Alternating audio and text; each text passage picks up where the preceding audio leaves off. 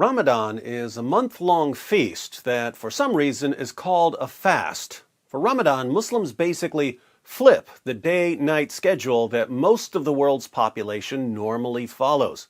So many people around the world normally eat their last meal in the evening at dinner, let's say 6 o'clock p.m., then they eat again at breakfast, let's say 6 or 7 a.m., so there's a 12 or 13-hour gap between meals.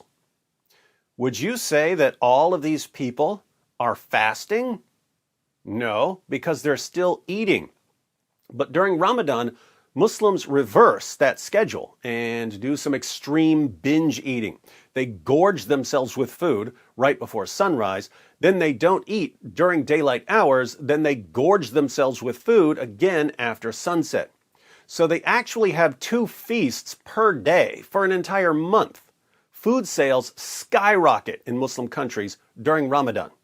Now, why would people who are having 2 feasts per day and who are consuming significantly more food than they normally consume claim that they're fasting? I don't know, but this is the religion that calls for the violent subjugation of the entire world and yet insists on being described as the religion of peace. So let's just assume that the rules of opposite world are always in effect whenever we're discussing Islam. An ongoing problem with basic Muslim practices like the Feast of Ramadan is that everyone in society is supposed to at least outwardly conform to the practice. So every year, reports emerge of people being arrested for eating during Ramadan. We'll look at one example. Morocco World News reports. Morocco's General Directorate of National Security arrested around 80 people on Wednesday in a cafe on Boulevard Anfa in Casablanca for publicly eating during the holy month of Ramadan. According to reports by local media, many of those arrested are teenagers from surrounding international schools. The videos shared on social media showed dozens of young people in front of the cameras with blurred faces in police vehicles. Residents interviewed by local media said that the cafe's owner is a Chinese woman and that they have already filed several complaints about the cafe for constant loud music and cigarette smells, but nothing has been done. A person has the freedom to choose whether to practice fasting during Ramadan or not. This, however, should not be done publicly out of respect to all of us who are fasting, one resident said to local media.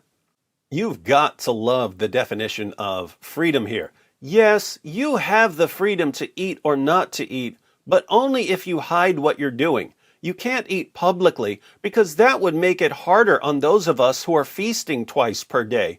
We gorge ourselves with food before sunup, and we don't get to gorge ourselves with food again until after sundown. So don't make us uncomfortable by letting us see you eating somewhere between our 2 daily feasts. Publicly breaking the fast before the Maghrib sunset prayer in Morocco can result in penalties of up to 6 months in prison.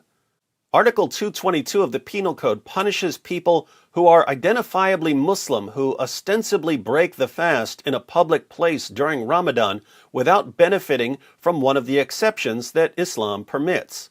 This incident is not a first in Morocco. Every Ramadan comes with reports of police arresting public fast breakers across the country.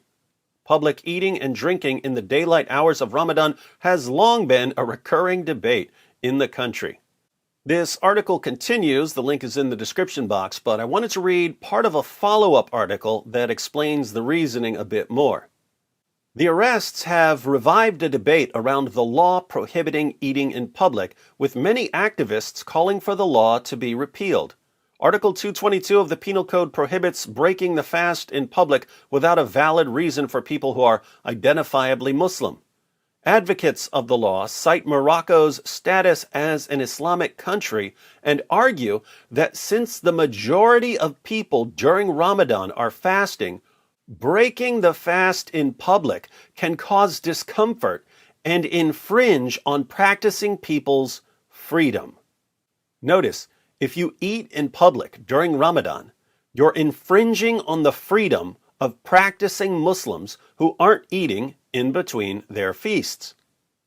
How are you infringing on their freedom by eating? You're not making them eat, so how are you infringing on their freedom?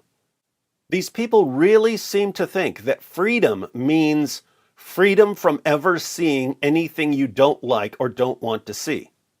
So other people only have freedom, let's say freedom to eat, as long as it doesn't interfere with your freedom to never see anything you don't like or don't want to see. And this is the heart of Sharia. Sharia isn't just chopping off hands or executing apostates. Sharia involves prayer and fasting and all sorts of other practices. But there's always an effort to apply the rules, even rules about basic religious practices, to Muslims who don't want to follow them and to non-Muslims. That's very different from the rules of other religions. The rules of Christianity are for Christians. In the New Testament, if you didn't want to follow the rules of Christianity, the response from the church was, there's the door, use it. But in Islam, the rules are to be imposed on everyone, the entire world.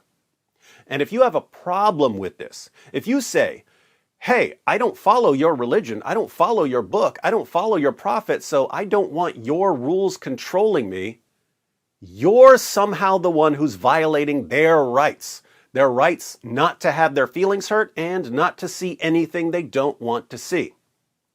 And if you're looking at all of this from a non-Muslim country and thinking, there is no way we can ever allow this nonsense to gain control in our society, you're somehow the one who's intolerant. Welcome to Opposite World.